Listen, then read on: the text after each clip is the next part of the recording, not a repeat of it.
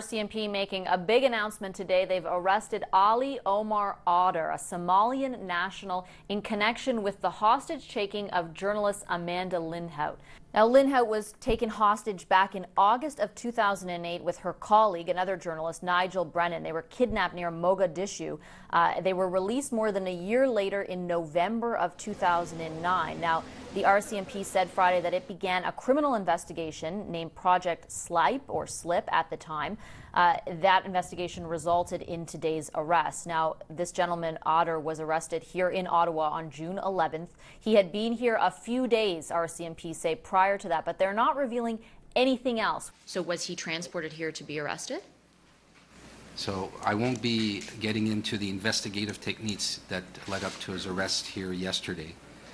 But what I can tell you is that he is in custody. We also don't know whether the Somalian government was aware at all that he was being brought over here or that there was this extensive investigation going on. The RCMP referred us to Foreign Affairs, and when we reached out to the government on this question, we have yet to hear back from them. The RCMP did say it was a multi-agency effort to track Adder down. The Canada Border Services Agency, the Foreign Affairs Department, and the Australian Federal Police all collaborated in the arrest.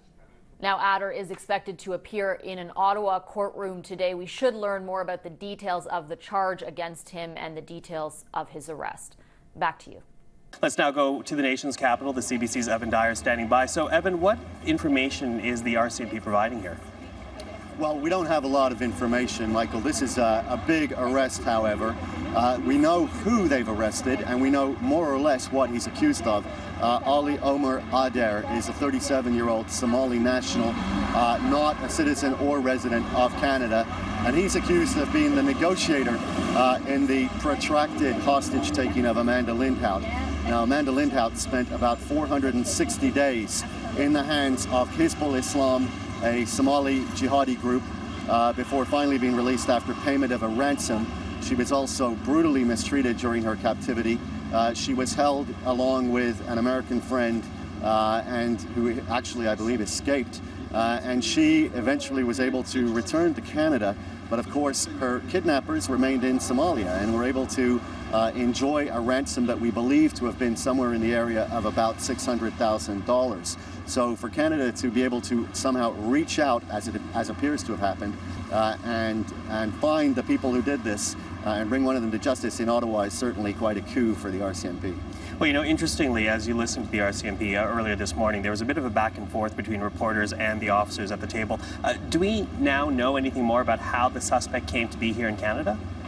No, not really. We know he was in Ottawa and appears to have arrived here shortly before the arrest. Let's just listen to a clip from the news conference where they discussed his whereabouts at the time he was picked up. He has been arrested in Ottawa. He was arrested yesterday in Ottawa. Yes. Was he living here? He was not residing here, no. So was he transported here to be arrested? So I won't be getting into the investigative techniques that led up to his arrest here yesterday. But what I can tell you is that he is in custody and will be appearing before the courts. So he clearly came to Canada on some kind of a temporary visa, and that's a very interesting detail because, of course, Somalia is one of the hardest countries in the world from which to get a tourist visa to enter Canada. It's not normal for people simply to go back and forth between Somalia and Canada. And of course, it raises the question of how he was allowed into the country. Was it because the RCMP wanted him to come here precisely in order to be able to arrest him? How was it that he was put on that plane? It doesn't sound as though the Somali government arrested him and handed him over, because the RCMP talked about him being here for a few days before he was arrested. This wasn't a case where he was simply brought off a plane and put into their custody. There are interesting precedents, though, and one of them is the arrest of a Somali pirate called Mohammed Abdi Hassan, also known as Big Mouth, arrested in 2013 in Belgium. He was involved in another kidnapping in 2009 of the crew of a Belgian ship, the Pompey, and was lured to Belgium with the offer to be technical advisor in a documentary about high seas crime and piracy.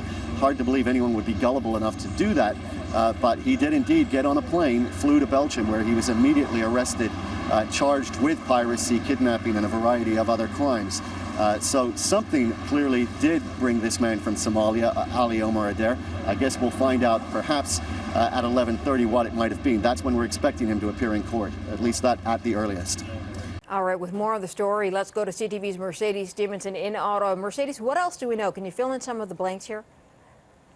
So RCMP alleged that this individual was in fact the negotiator in the Amanda Lindhout kidnapping case. And as you know, he's in fact been charged with a charge that relates to hostage taking. This is not a terrorism charge, which you might assume because there have been so many of those kinds of charges coming when you have the RCMP's Integrated National Enforcement Team, which deals with national security involved. And I am told that they believe it has national security implications, but he's being charged with a section of the criminal code that has to do with hostage taking, and that's a very interesting question. There is why have they chosen to charge him with that? Is it the nature of the group he was involved with? Is it their belief about how he participated in terms of acting as the negotiator, which is what they allege he did? So some interesting questions in this case, Morella, about what all of this means.